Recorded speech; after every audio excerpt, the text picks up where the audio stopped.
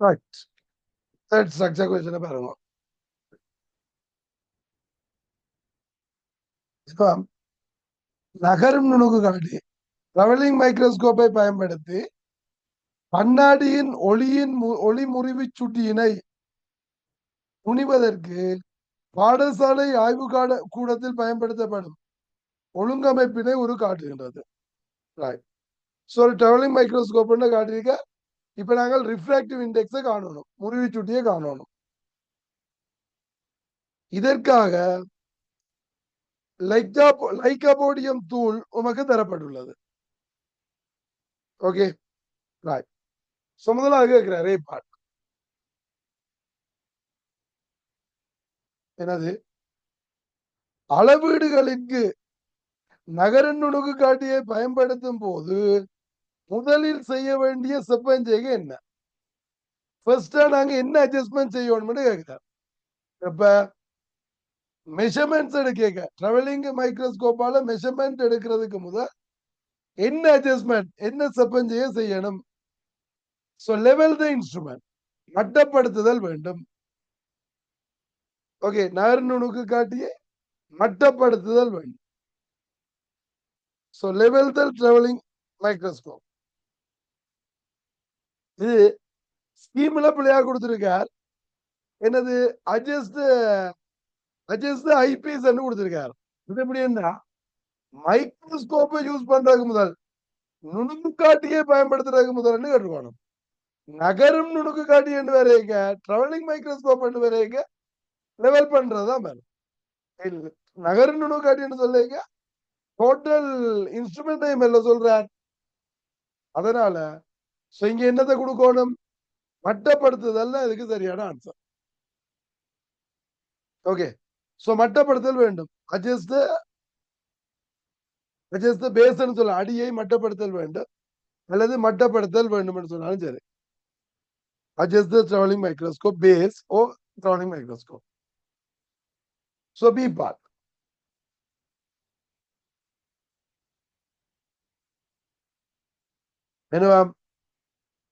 உருவில் பகுதிகள் பீக்கமக்யூவின் பெயர்களை எழுதி அவற்றின் பிரதான பயன்பாடு ஒன்று வீதம் எழுதுக. பி என்ன, நிலைக்குத்தான நுண் செப்பஞ்செய்யும் திருகு. வெர்டிகல் ஃபைன் அட்ஜஸ்ட்மெண்ட் ஸ்க்ரூ, நிலைக்குத்தான நுண் செப்பஞ்செய்யும் திருகு. Okay, vertical fine adjustment screw. இந்த பயன்பாடு என்ன, நிலைக்குத்தான நுண் செப்பஞ்செய்க. பேரும் அதுதான், பயன்பாடும் அதுதான். நிலைக்குத்தான நுண் செப்பஞ்செய்க, ஃபைன் அட்ஜஸ்ட்மெண்ட் வெர்டிகலி. கியூ என்ன சாமான், குவியப்படுத்தும் திருகு, போக்கசிங் ஸ்க்ரூ.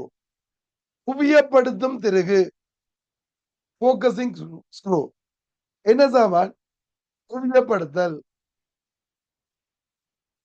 ஓகே, என்ன, பொருட்களின் பிம்பங்களை குறுக்கு கம்பியில் குவியப்படுத்தல் அல்ல குவியப்படுத்தல் என்னனாலும் சரி.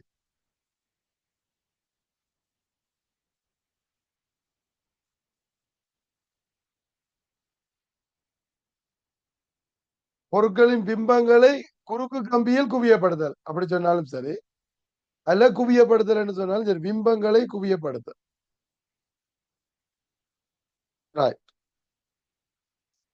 Focusing screw to focus the image of the object இல்லையா? ரைட். அட்ஜஸ்டிங் த ஃபோக்கஸ் என்று சொன்னாலும் சரி. C part.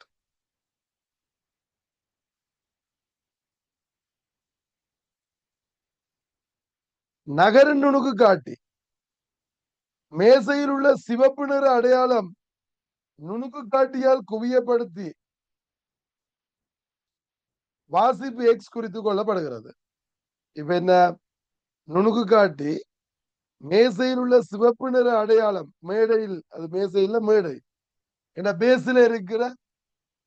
இப்ப நீங்க பேஸ்ல ஒரு மார்க்கோட்டை போட்டீங்கன்னா இதை நீங்க என்ன செய்வீங்க, போக்கஸ் பண்ணிக்கொள்வீங்க.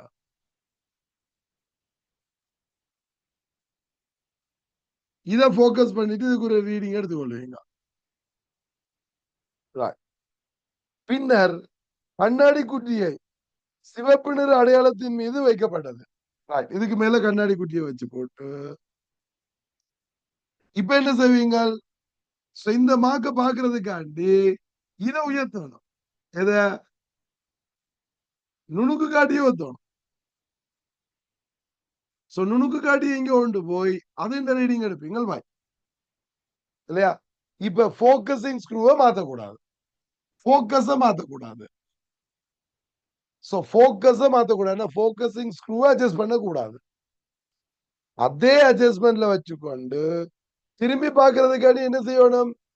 இந்த மைக்ரோஸ்கோப் நுணுக்கு காட்டியே உயர்த்தணும். ஏன்? இந்த பிம்பம் இப்ப உயர்ந்து தெரியும், அப்ப இதை பார்க்கறதுக்காண்டி இதை உயர்த்தணும். அப்ப இவர் என்ன கேட்கிறார்? மறுபடியும் ஒரு தெளிவான பிம்பத்தை பெற யாது செய்தல் வேண்டும்? இப்ப என்ன செய்யணும்? என்ன? பிம்பம் தெளிவாக தெரியும் வரை, எது? இந்த குறியீட்டு பிம்பம் அடையாளத்தின் பிம்பம் தெளிவாக தெரியும் வரை நுணுக்கு காட்டியே உயர்த்துதல். ஓகே, நுணுக்கு காட்டியே உயர்த்துதல். அப்ப என்ன சொல்லுவீங்க? obtain a clear image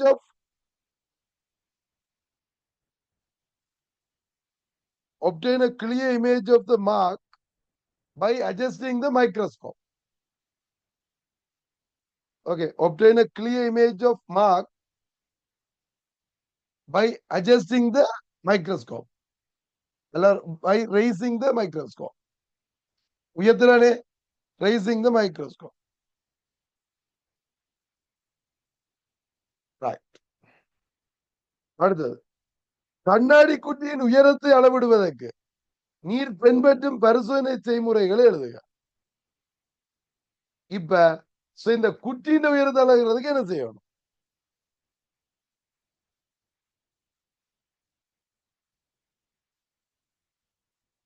இப்ப என்ன செய்வீங்க?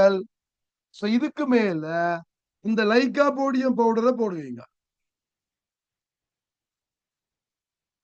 இதுக்கு மேல லைகா போடியம் பவுடரை போட்டுட்டு என்ன செய்யணும்? அதை போக்கஸ் பண்ணி அதுக்குரிய ரீடிங் எடுப்பீங்க. போக்கஸ் பண்ணி இல்ல, இந்த லைகா போடியம் பவுடர் கிளியரா தெரியுற மாதிரி இதை உயர்த்தணும். மைக்ரோஸ்கோப் உயர்த்தி போட்டு ரீடிங் எடுக்கணும். போக்கசிங் எழுதினாப்புல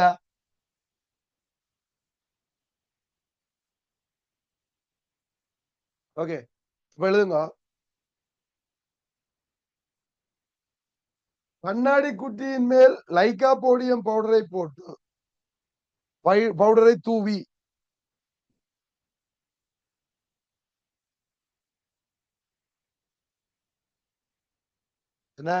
கண்ணாடி குட்டியின் மேல் லைகா போடியம் பவுடரை தூவி அது தெளிவாக தெரியுமாறு நுணுக்கு காட்டி உயர்த்தப்படும்.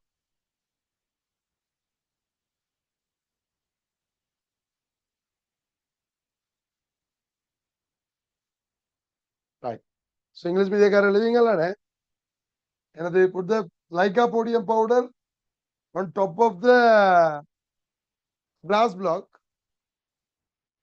and adjust the microscope, அல்லது raise the microscope to view the clear image of the powder, clear image of lycopodium powder. Right. Repeat பண்ணலாம். அவன் தமிழ் என்ன? கண்ணாடி குட்டியின் மேல் லைகா போடியம் பவுடரை தூவி அதன் பிம்பம் தெளிவாக தெரியுமாறு, லைகா போடியம் பவுடரை தூவி கண்ணாடி குட்டியின் மேல் லைகா போடியம் பவுடரை தூவி அதன் பிம்பம் தெளிவாக தெரியுமாறு நுணுக்கு காட்டி உயர்த்தப்படும்.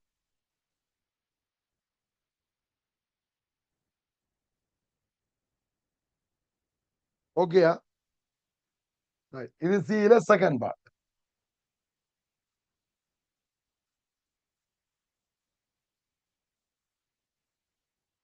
ஓகே தானே? ஃபர்ஸ்ட் பார்ட் என்ன? இந்த பிம்பம் கண்ணாடி குட்டியை வச்சோட பிம்பம் தெளிவா தெரியுற மாதிரி நுணுக்கு காட்டி உயர்த்துவீங்க. பிறகு இதுக்கு மேல லைக்கா போடியம் பவுடரை போட்டு அது இந்த பிம்பம் தெரியுற மாதிரி மைக்ரோஸ்கோப் உயர்த்துவீங்க.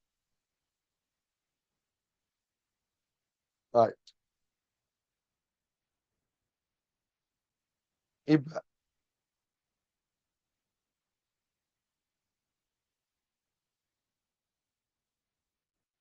என்னவாம் செயற்பாடு பாருங்க. உரு 5 காட்டியவாறு சிறிய தடிப்புடைய கண்ணாடி குட்டி பரிசோதனைக்காக உமக்கு வழங்கி இருப்பேன். இதுல நோட் பண்ணுங்க, சிறிய தடிப்புடைய கண்ணாடி குட்டி. இப்ப இந்த உயரம் பத்தாது எங்களுக்கு உண்மையாளம் தோற்றாலும் எழுதுறாக்கு. சிறிய தடிப்புன்னு சொல்லிட்டாரு.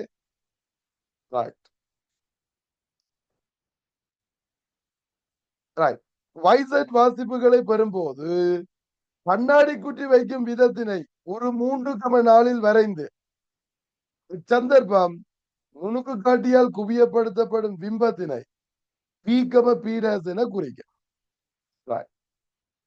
இப்ப ஒரு 3-4 தேர்ட் பார்ட்டுக்கு ஆன்சர் அது அந்த டயக்ரத்திலே நீங்க கருவீங்க. இதுல இருக்கு பி. இப்ப இந்த கண்ணாடி குட்டி இப்படி வைக்கணும். ஏன் இதுக்கு தடிப்பு குறைவுன்னு சொல்லிட்டாருல்லோ. இப்ப நீங்க இப்படி வச்சா இது பத்தாது. இந்த உயரம் பத்தாது உங்களோட அளவீடுகளுக்கு. ஏன் வலு கூடும். பெர்சன்டேஜ் எரர் ஹை இல்லையா? இப்ப இப்படி வச்சா பிள்ளை. இப்ப இப்படி வைக்கணும், இப்படி வைக்கணும். இப்ப இது இந்த பிம்பம் எங்க இருக்கும்? இங்க இருக்கும் பீடஸ். பிறகு அடுத்ததுல எப்படி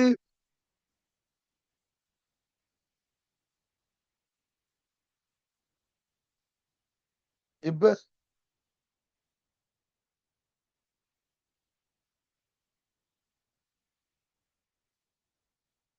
நுணுக்கு காட்டினால் குவியப்படுத்தும் பிம்பத்தினை பீடஸ் இங்க அடுத்து இங்கதான் பிம்பம் உருவாகும். இது இந்த பிம்பம் இங்கதான் உருவாகும். ஆனா நீங்க குவியப்படுத்த போறது என்னவோ இது அதுதான் பீடாஸ் சொல்றார். அது மேற்பரப்பு தானே குவியப்படுத்த போறார், அதான் பீடாஸ். ஓகே,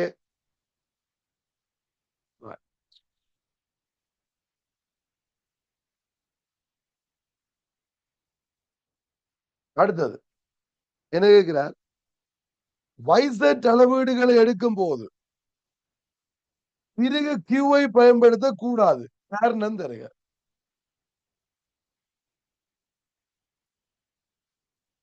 எது கியூன்றது? இந்த போக்கசிங் ஸ்க்ரூ குவியப்படுத்தும் தெரிய பயன்படுத்தக்கூடாது. அதை பயன்படுத்தினா என்ன நடக்கும்?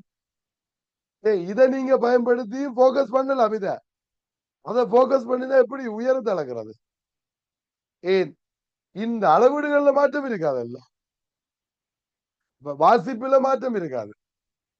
நீங்க அதை போய் தண்ணீங்க அப்ப அதை பிக்ஸா வச்சுக்கொண்டு இவர் எவ்வளவு உயர்ந்தோ அதே அளவுக்கு மைக்ரோஸ்கோப் உயர்த்தணும். அப்பதான் எங்களுக்கு இந்த பிம்பம் எங்கே உருவாகுதுன்றதை கண்டுபிடிக்கலாம். ஓகே, அப்ப என்ன ஆன்சர் எழுதுவீங்க? இவர் திரு கியூவை பயன்படுத்தக்கூடாது, காரணம் தருக. எங்களுக்கு என்னது?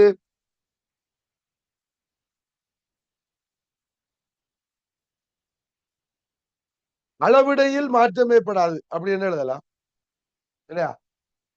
அளவிடையில் கியூவை பயன்படுத்தினால் அளவிடையில் மாற்றம் ஏற்படாது.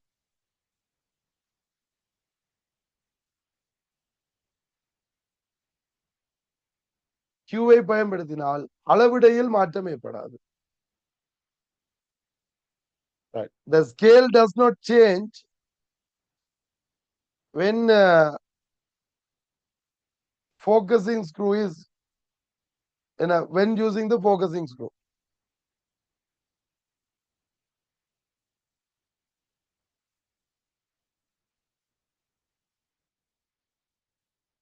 Right. அடுத்து என்ன? XYZ வாசிப்புகள் தொடர்பாக கண்ணாடியின் முறிவை சுட்டி எஞ்சியிற்குரிய கோவை ஒன்று எழுதுக. இப்ப XYZ எதுக்கு எடுத்திருக்காம்? இந்த முதல் P-க்குரியது X, இதுக்குரியது Y. இது இந்த படத்துல குறிக்க கூடாது. இதுக்குரியது X, இதுக்குரிய ரீடிங் Y, இதுக்குரியது Z.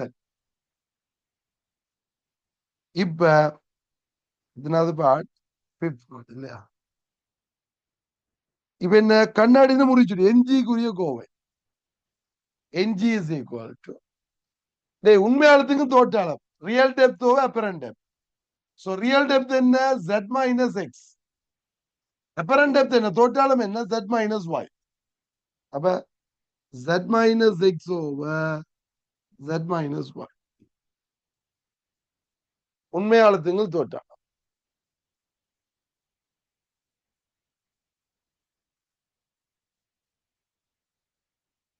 பிறகு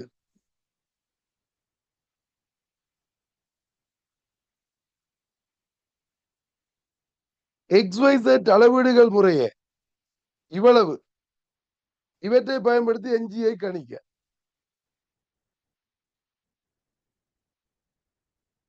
NG is equal to Z வந்து 7.206 minus X 4.606 over 7.206 minus 5.496. அடுத்து என்ன வரும்? மேல 00 6, இது 6ல இருந்து 4 இது எப்படி 0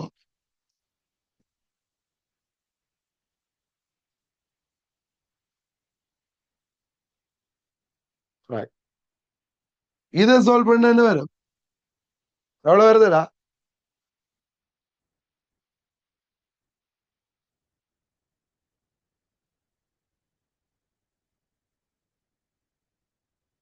ரைட் 1.52 கால்குலேட்டரா?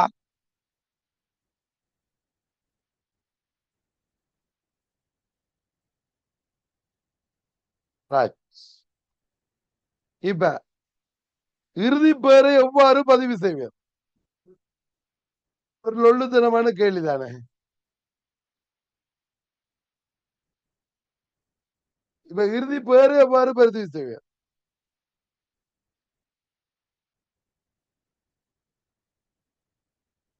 இப்போதுக்கு என்ன செய்யணும்?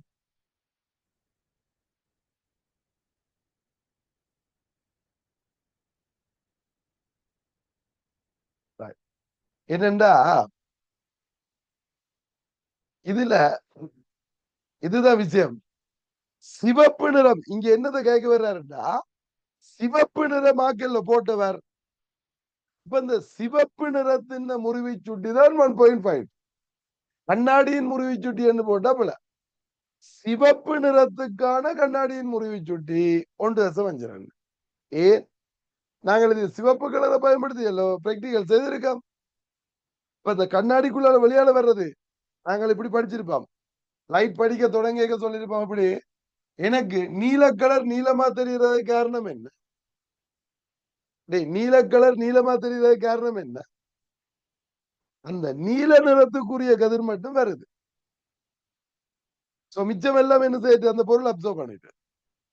அப்ப நான் இதுல போட்டிருக்கிற சிவப்பு நிறம் தெரியுதுண்டா, உங்களுக்கு அந்த சிவப்பு நிறத்துக்குரிய ஒளி மட்டும்தான் வருது இல்லையா? அந்த ஒளிக்குரிய முறிவு சுட்டிதான் இது. இப்ப என்ன சொல்லி எங்கள் பேரு சிவப்பு நிறத்துக்கான கண்ணாடியின் முறிவை சுட்டி 1.52. இப்ப வேற நிறத்துக்கு என்ன செய்யும்? முறிவு சுட்டி மாறும். இப்ப ரிஃப்ராக்டிவ் இண்டெக்ஸ் ஃபார் ரெட் ஐ இல்லையா? refractive index of glass for red light is 1.52. சிவப்பு நிறத்துக்கான முறிவை சுட்டி 1.52. Right. இப்ப டி பார்ட்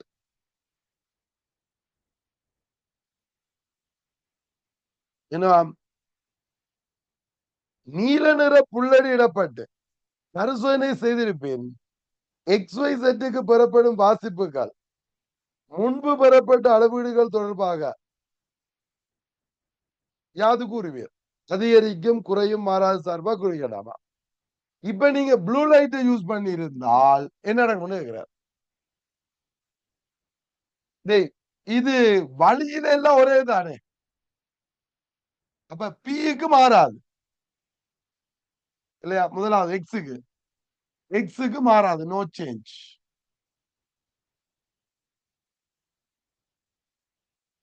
வைக்கு என்ன நடக்கும்? வைக்கு நீல நிறம் எல்லோ, முறிவு சுட்டி எப்படி? எனக்கு ஞாபகம் இந்த விப்ஜியோ ஏழு நிறமா பிரியுமல்லோ, இங்க இருந்து விப்ஜியோ. இப்ப இதுக்கு இடையில ப்ளூ வரும். இப்ப ப்ளூ ரெட்டை விட ப்ளூக்குரிய விலகல் கோணம் டீவியேஷன் கூட. விலகல் கோணம் கூட என்றா முறிவு சுட்டி கூட இல்லையா? சோ விலகல் கோணம் கூட என்ன, முறிவு சுட்டி கூட. இப்ப விலகல் கோணம் டீவியேஷன் கூட என்றா ரிஃப்ராக்டிவ் இண்டெக்ஸ் கூட, முறிவு சுட்டி கூட. கச்சிதமா? முறிவு சுட்டி கூடினா என்ன நடக்கும்? முறிவு சுட்டி கூடினா என் சம உண்மையாளத்துங்கள் தோற்றாலும் இல்லையா? ரியல் டெப்த் அப்புறம் டெப்த். இப்ப முறிவு சுட்டி கூடுது, இது உண்மையால மாறாது. இந்த ஹைட் மாற போறது இல்லை, அதான் உண்மையான. இப்ப இந்த தோற்றாலும் என்ன செய்யணும்? குறையணும். தோற்றாலும் குறையணும், இங்கதான் கவனம் இருக்கணும். சோ தோற்றாலும் குறையணும் என்றா, அப்பரண்ட் டெப்த் குறையணும் என்றா இது என்ன செய்யணும்? மேலுக்கு வரணும். இதனை அப்பரண்ட் டெப்த். அப்ப இந்த தோற்றாலும் குறையணும் என்றது மேலுக்கு வரணும், இது இன்க்ரீஸ் ஆகணும். கீழே இருந்து மேல ரேட்டிங் கூடிக்கொண்டு போகுது. இப்ப y என்ன செய்யும்? இன்க்ரீஸ் ஆகும். இப்பதான் என்ன, அப்பரண்ட் டெப்த் குறையும். ஓகே, அப்ப y கூடும், இன்க்ரீஸ். மேல z எப்படி? இந்த இடத்துல மாறாது. ஏன், இதுல இருந்து யாருக்கு தானே, யாருல மாறாது. அப்ப விளங்குதா? எந்த பக்கத்தால கொண்டு வந்து கேரண்ட் விளங்குதா கேள்வி? ப்ளூ லைட் ரெட் லைட் என்ற கான்செப்டுக்குள்ள கொண்டு வந்து.